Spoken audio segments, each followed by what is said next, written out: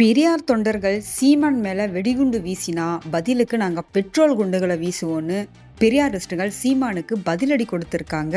சீமானுக்கு என்னதான் பிரச்சனைன்னு தெரியல. தொடர்ச்சியா பெரியார் பற்றி அவதூறாவும் ஆபாசமும் பேசி பெரியார் அப்படி சொன்னாரு இப்படி சொன்னாருன்னு அவர் சொல்லாத கருத்துக்கள் எல்லாம் சொல்லி ரொம்பவே ஒரு கான்ட்ராவர்சியா ரொம்ப பெருசா கிளப்பிக்கிட்டு இருக்காரு. இதுக்கு பலமான எதிர்ப்புகள் கிளம்பியும் கூட கொஞ்சம் கூட பயப்படாம திரும்ப திரும்ப அதே தப்பதான் பண்ணிட்டு இருக்காரு. இப்போ ஈரோட்ல போய் பிரச்சாரம் பண்றப்ப கூட இதே கருத்துக்களை தான் முன்வைக்கிறாரு. எப்படி ஈரோடு மக்கள் இவரை சும்மா விடுறாங்க அப்படின்னு தான் தெரியல. ஈரோட்ல நடக்கிற இடைத்தேர்தல்ல இருமுனை போட்டி தான். ஒன்று திமுக, அப்படி இல்லைன்னா நாம் தமிழர். எப்படி நாம் தமிழர் வராது, திமுக தான் வருங்கிறது நமக்கு நல்லாவே தெரியும்.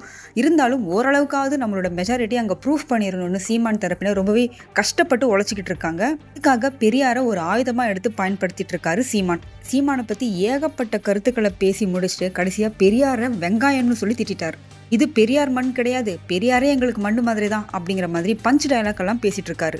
ஒரு கட்டத்தில் பெரியாரிஸ்ட் அமைப்புகள் கிட்ட இருந்து பயங்கரமான எதிர்ப்புகள் கிளம்பவும், பெரியாரின் வெங்காயத்தை என் மேல நீங்க வீசினீங்கன்னா பெரியார் தொண்டர்கள் மேல நான் வெடிகுண்டு வீசுவேன்னு புலிகளின் தலைவன் தந்த வெடிகுண்டை நான் இன்னமும் வச்சிருக்கேன், பி கேர்ஃபுல் அப்படின்னு பகிரங்கமா மிரட்டல் விடுக்கிறாரு. இது மிகப்பெரிய ஒரு சர்ச்சையை ஏற்படுத்தி இருக்கு. சீமானோட அந்த சர்ச்சை பேச்சுக்கு எதிராக போலீஸ்ல புகாரும் அளிக்கப்பட்டிருக்கு. உடனடியாக சீமானை கைது செய்து அவரோட பிரச்சாரத்துக்கு தடை விதிக்கணும்னு பெரியார் இயக்கங்கள் சார்பில் தொடர் வலியுறுத்தல்கள் காவல்துறைக்கு போயிட்டு இருக்கு. அது மட்டும் இல்லாம சீமான் சொல்ற மாதிரி அதே புலிகள் இயக்க தலைவருக்காக வெடிகுண்டுகளை தயாரிச்சு கொடுத்து சிறை தண்டனை அனுபவிச்சவங்க தான் பெரியார் தொண்டர்கள் அப்படின்னு தந்தை பெரியார் திராவிடர் கழகம் சீமானுக்கு பதிலடி கொடுத்திருக்கு. திராவிடர் விடுதலை கழகத்தினர் கூட சீமானுக்கு இது குறித்து கடும் கண்டனங்களை தெரிவிச்சிருக்காங்க.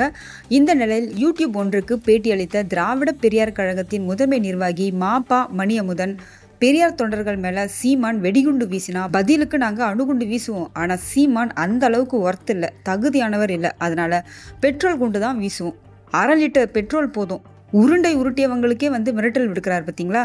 அங்க நிக்கிறார் சீமான்.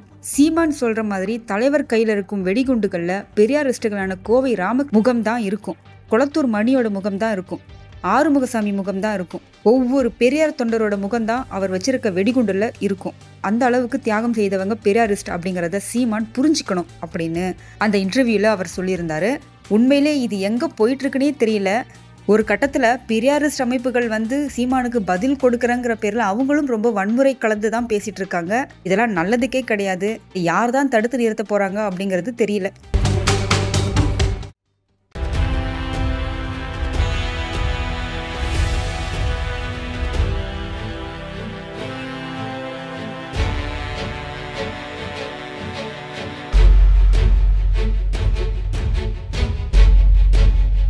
தேசத்தின் நம்பிக்கை மாத இதழ் அப்பா பதிப்பகம் இணைந்து வழங்கும் நேர்மையாளர் சகாயம் IAS அவர்களின் அனுபவ பதிவில் கடைசி தரியில் கண்டாங்கி சேலை இப்போது பரபரப்பாக விற்பனையாகிக் கொண்டிருக்கிறது.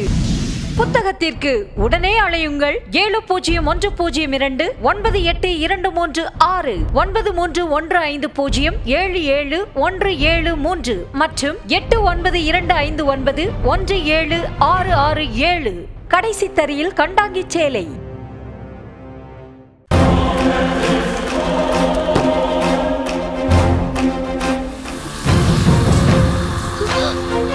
தமிழ்நாடு காவல்துறையை ரொம்ப குறைவா மதிப்பீங்க மிஸ்டர் நிவாஸ். லஞ்சம் தவிர்த்து நெஞ்சம் நிமித்தி வாழ்ற போலீஸ்காரங்க தமிழ்நாடு காவல்துறை.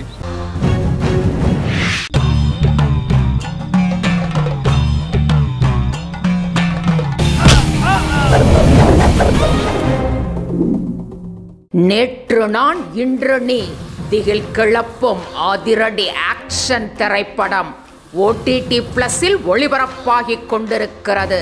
காணத் தவறாதீர்கள்.